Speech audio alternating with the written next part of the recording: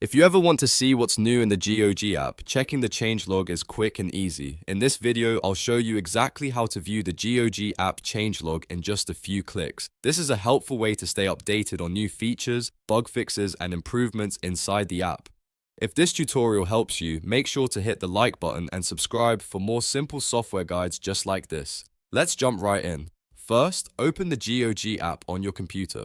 Once the app is open, look to the top left corner of the window. You should see the Cog icon there, which is the settings menu. Click that Cog icon to open the drop-down options. After the drop-down menu appears, look through the list until you find the option labeled Changelog. Click Changelog, and the app will open the update notes for the current version. This is where you can see what has changed, what has been fixed, and any new improvements that GOG has added. If you're trying to track updates after a problem, or you just like staying informed about app changes, this is the fastest way to do it.